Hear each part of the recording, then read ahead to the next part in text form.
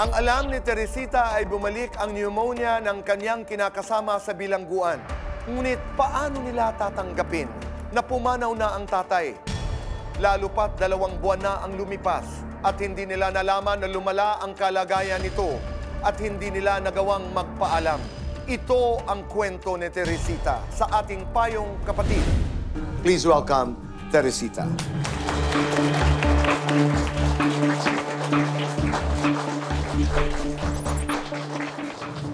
Teresita, si Ate Pia at Kuya Alan. Welcome, Teresita. Unang-una, nakikiramay kami. Kwento mo nga yung naging sitwasyon, no? June 9 nagsulat sila, tapos natanggap namin ng June 24 na. Nakalagay, Dear Ginang Teresita, ikinalulungkot po namin ipaalam sa inyo na yung asawa ay patay na ng April. Yung sakit niya, may pneumonia naman po siya. Pero nakarecover yon at nagagamot naman siya.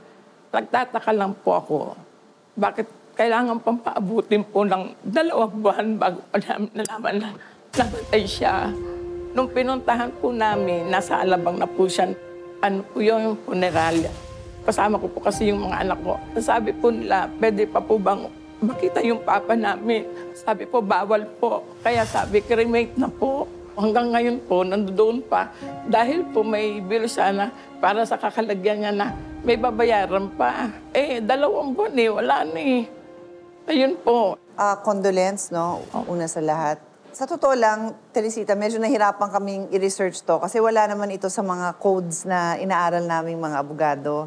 Pero sa galing mag-research ng team ko, nahanap nila yung Bureau of Corrections Manual of Operations na kung saan nakalagay doon, notification of kin of sick or dead inmate. Whenever an inmate is critically ill or dies, the prison medical officer shall report the matter to the superintendent, who in turn shall notify the inmate's family by the fastest means of communication available. Hindi ko lang din sigurado, posible ho ba kayang nasabihan, kasi kayo po ay partner niya, may anak kayo pero partner, hindi ho kayo legal na kasal, So, posible ba na may record sila ng pamilya niya sa una?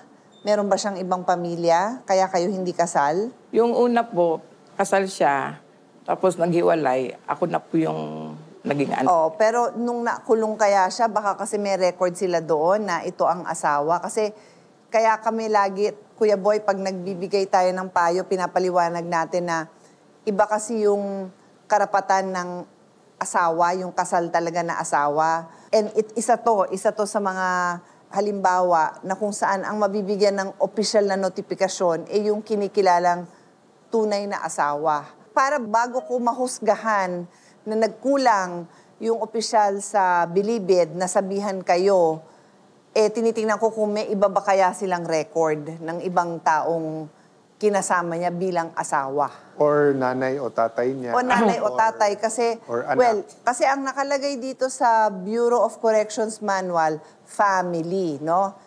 The inmate's family. So normally yan, asawa, anak, o yun na, yung nanay o tatay. Pwede rin naman kapatid. So isa lang yun sa posibleng dahilan kung ba't hindi kayo nasabihan. But, mapapansin nyo, nasabihan din naman siya. Inabot nga lang ng halos 2 buwan. So, ibig sabihin, may record din naman sila nung na kayo ang nagsasama. Hindi ko lang kasi nga alam kung may iba silang sinabihan immediately after. Ilan po ang inyong anak? 3 po. Oo. Yung sinasabi ni Ate Pia na is there a possibility na merong contact sila doon sa first wife, halimbawa, sa parents, sa inyong pagkakaalam? Ako po yung talagang nakaandoon So, Talaga. base dun sa binasa ni ate, pag meron po silang pagkakasala na wala silang mapapaliwanag na tama, meron pong tinatawag na administrative liability yan. So, I just want to commit to you na kami ni Ate Pia, titignan namin to. I do know that it's not easy running a detention center, but I also do know na bilang mga Pilipino, we always respect, di ba? And honor our dead, no? Iklaro na ho natin, ano ho ba ang kaso ng inyong asawa? Yun po, ang kaso niya po talaga gumagamit po. Para lang klaro, drugs. Opo. Apo. Okay. Kahit nga po ganun, wag naman ganun katagal, na wag nang maulit. Napakasakit yun sa isang pamilya. Yun po lang. Tutulong ang aming programa, ang Cayetano in Action. Parati kong sinasabi, hindi nagtatapos dito ang ating pag-uusap. Pagkatapos ng kwentuhang ito ay meron tayong mga abogado, may kalari ho tayo na patuloy na makikipag-usap sa iyo. Maraming salamat po, Teresita.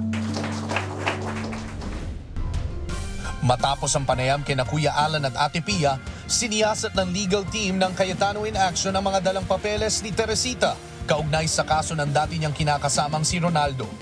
Agad na sumulat ang opisina ni Kuya Alan sa Office of the Director General ng Bureau of Corrections. Sumagot naman ang opisina ng Bucor ODG ng acknowledgement na natanggap nila ang sulat. Patuloy na tututukan ng Cayetano in Action team ang kasong inirereklamo ni Teresita. Madalas sinasabi ho nila na ang mga jeepney drivers daw ang hari ng kalsada. Pero iba itong si Ivan. Siya pa ang nagsisilbi, naglilingkod sa kanyang mga sakay. Kaya naman bilang hero ng kanyang mga pasahero, pinasalamatan natin siya sa pagbabalik ng Cayetano in Action with Boy Abunda. Cayetano in Action with Boy Abunda would like to thank Siomai King, ang hari ng siomai.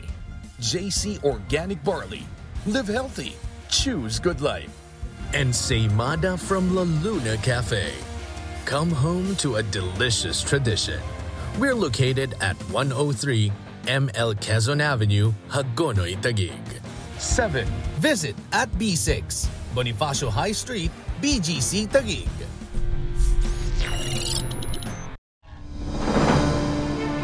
Sa CIA with BA, hatid namin ay aksyon. Nung unang pagdulog ko sa Cayetano in Action, hindi ko naman po ini-expect na ganong kabilis. After po nung nag-guest focus ng CIA, in fairness, kinabukasan, hindi pa rin ako makapaniwala na tapos na yung problema ko.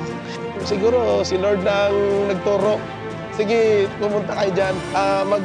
Mag-text kayo dyan. Simula po nung pagka-text ko pa lang na, Sir Larry, okay na yung anak ko susunduin na, biglang i-reply sa akin, papunta na kayo.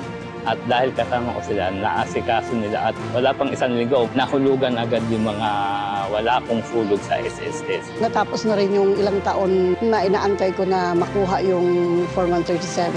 Handog namin pangmatagalang solusyon. Aside from din po doon, yung binigay sa akin na business na naunang kabuhayan na inumpisahan ko, talagang tinarir ko kinabukasan. Sunod-sunod pa po yung pagbibigay niyo po sa akin ng tulong sa financial, then sa gamot. Yung sa therapy ng anak ko, talagang sobrang pinagdadarasal ko yun. May puso ang usapan, kasabay ng legal na talakayan. Nung unang pagkaharap po namin nila Kuya Alan at Ate Pia, medyo kinakabahan po ako. Pero iniisip ko rin po na yun ang pagkakataon kong makaharap sila. Kaya kailangan sabihin ko na yung mga gusto kong sabihin para lahat ng mga katanungan ko, mabigyan nila ng sagot. Saka kailangan i-check mo daw lahat yung dokumento para hindi daw ma-scam. Yun ang naalala ko na magandang binigyan na aral nila sa akin. Talagang sobrang ramdam ko yung kung paano kayo tumulong, kung paano yung pagmamahal nyo, pagmamalasakit nyo sa mga tao. Dahil ang tulong na aming bigay ay tungo sa ikagagaan ng inyong buhay. Talagang natulungan ako, hindi lang sa financial, sa physical, tsaka yung aking pag-iisip. Nawala po yung question na, malaking question sa akin na iniisip ko baka cancer, yung mga ganun. Malaki din po ang naitulong talaga ng CIA sa amin. Tahimik na po ngayon yung buhay ko. Sabi ko nga, kahit tumanda siguro ako, kahit tumanda yung mga anak ko, nakakabit na yung pangalan ng CIA. Hindi na mawawala yun. Nais kong mag-thank you sa kanilang magkapatid at kay Tito Boy. Maraming salamat po talaga kay Kuya Alan, kay Ate Pia po, kay Tito Boy. Hindi ko talaga ako nagkamali. Napakabuti po nila. Kay Kuya Alan sa kay Ate Pia, sobrang nagpapasalamat ako dahil sa mabubuti niyong puso. Sabi ko dun sa mga anak ko, makapagtapos ka dyan, kasama yung CIA dyan sa journey mo na yan. Iyan ang serbisyong Cayetano in Action with Boy Abunda. Sana sobrang i-guide po kayo ni Lord. Sobrang i-guide po yung programa nyo na mas marami po kayong matulungan.